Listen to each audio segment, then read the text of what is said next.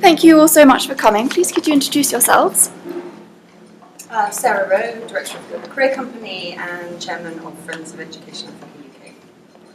Cebile, I'm the HR Director for Mondelez South Africa, for South Africa and Central East Africa. I'm Precious Murena. I'm the HR and Communications Director for Lafarge Cement in Zimbabwe, and I'm also the President for the Institute of People Management in Zimbabwe. Dr Jerry Gule, I'm the CEO of the Institute of People Management in South Africa. That's wonderful, thank you. So do you think leadership development programs specifically designed for women are the best way to challenge gender barriers? I would say that it's one of the contributing things towards it. It's not the only thing, but it's an important cog in the development and the elevation of women in business. It's important to do. I think that it recognizes the fact that there are certain leadership traits that women have to learn in order to succeed. Yes, in order to succeed. So I think it recognizes also what Dr. Gule spoke about in the session just before, that sometimes women just lack the confidence to step out and say, I can do this. And that's part of leadership. Being able to stand up and say, I will take on this challenge and I will see how it goes. And so those traits have to be taught to women, and designing programs that specifically address those challenges is really important.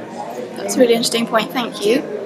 I do agree that it's not the only thing that we should be doing, but I do believe that it gives women the space to work on their competence in a safe environment where they don't feel that they are being judged by men who are perceived to be more competent than the women.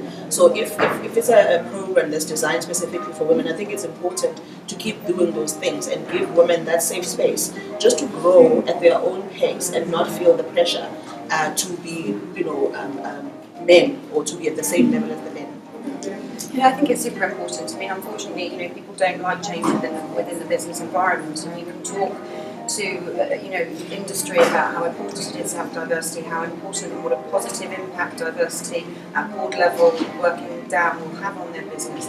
But unless you actually force that change through platforms whether it's mentorship, women in leadership schemes, that kind of thing, until you give women a platform where they're forced into that environment, I think yes, change will be extremely slow. So super important. Thank you. So do you think Southern African women do better within the world of business if they've been educated abroad and then return? So I've had the privilege of actually working abroad, and I don't think so. I think we all have different strengths as women, wherever we come from. So I don't think that they have to go abroad for them to come back and be better at what they do. You can be better wherever you are, because we are all different and we all have different cultural backgrounds that work well in certain contexts and certain environments. So you don't necessarily have to go abroad for you to be better. I strongly believe that we have the tools in Southern Africa. We've got world-class business schools. We've got world-class companies where women can actually learn and become better. So you don't necessarily have to go out.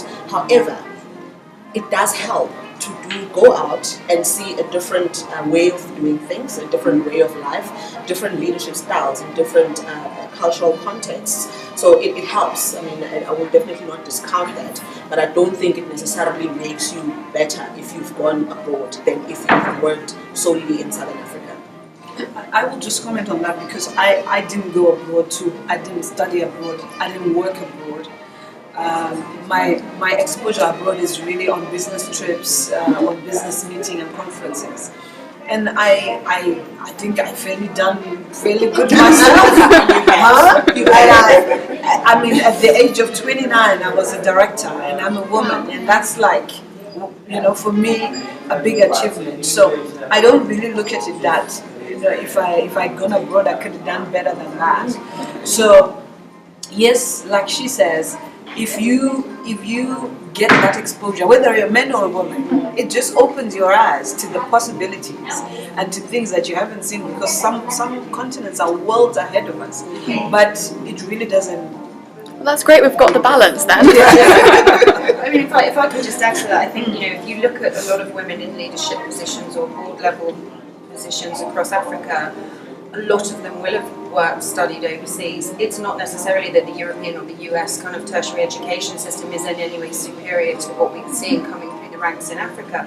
It's a bit of a chicken and egg. It's perhaps that those people who do go overseas have gained that self-confidence. They've had to live away from their family, from their cultural environment within which they feel safe. So they've had to develop different personal skills and develop that self-confidence, which inherently puts them in a much better position to go back into a working environment and excel. So it's a byproduct of having that experience, but it's not necessarily the experience itself. I mean, I agree with the points that you made. Just being outside your own country, there are certain things that it does to you. It makes you appreciate your country when you've been outside, because you see what the other countries are able to do, and you appreciate what actually is in your country. That's what it has done for me. And of course, you learn from those cultures. But coming back, you also learn to say, wow, actually, this is good. And we just need to improve it. Yeah. Well, my next question is actually directed to you again, Jerry, so thank you. Yeah. So how do you think, as a man, you can help to bridge this gap?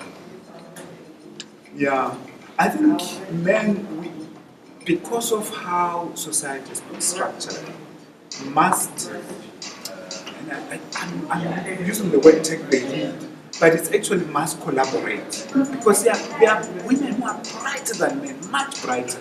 But just because of how society has indoctrinated us, how we look at that, and my view is collaborate with women and let's create those opportunities that bring them up, make them shine, instead of saying women can't do this. And change the language. I mean, the language, and sometimes I listen to what men say, the generalization, and you just feel, but why? Question that. But rather than fighting perceptions and opinions, create opportunities to partner with women. Women know what they want anyway. So just create those platforms and partner with them. That's my approach. That's what I would say we as men should do.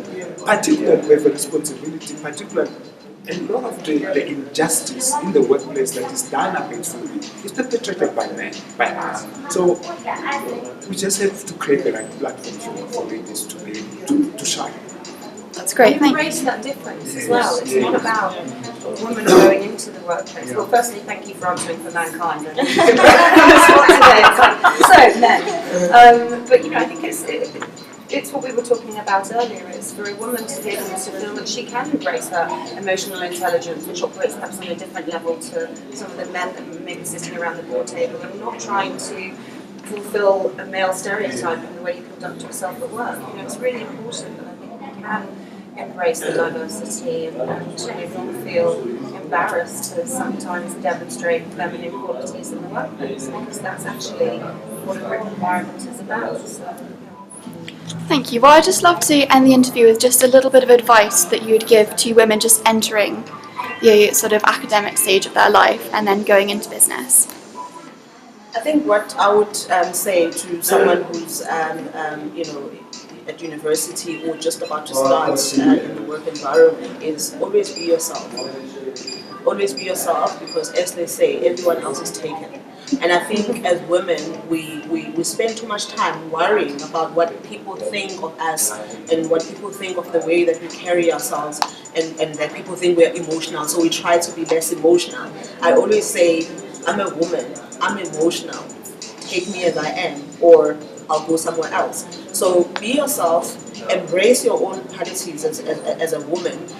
Don't look to be treated differently just because you are a woman. You go in there, you do your part, you earn your stripes, but don't try too hard to emulate the men or the boys club, if you want to call it that.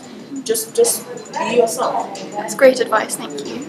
My advice would be that There's nothing on the face of the earth that a man can do that a woman can't. And so when we choose our careers, let's not be limited by the stereotypes that are out there and what the world says. Let's choose our careers with the boundless ambition and boundless dreams that recognize that we as women can do anything and that the sky's the limit. And I think that, from my point of view, if I can just add to that, I think the advice I would give, and that's what we were just talking about earlier, is don't be afraid to ask for help. There's no shame, and we put enormous pressure on ourselves as women to sort of, be the amazing cook at home and have the beautiful house and go to work and earn the money and be a good role model for our children. And actually, at some point, we need to say this cannot happen without a structure behind you, a support structure, whether it's childcare, domestic help, whatever that might be. And I've certainly had conversations with people where they say, "Oh, but you have a nanny, don't you?" And as if it's some shame in that. It's like, well, I have 4 kids. If I go to work, of course I have a nanny. I'm not going to leave the baby on the kitchen floor in the morning, And I think that, we have to sort of stop giving ourselves such a hard time and actually sometimes just take a step back and say, okay, we can do anything, we can have any career, but actually we need some support to make that happen. I mean, my reading would be to say that also I accept that you will make mistakes. All of us make mistakes. But find people that can support you. Mistakes are there. It doesn't mean you're stupid just because you've made a mistake. That women are, because you're a woman, then you're stupid. No, everybody makes a mistake. Learn from it and find help. As it's pointed out, seek help. Don't be afraid to ask for help. Yeah.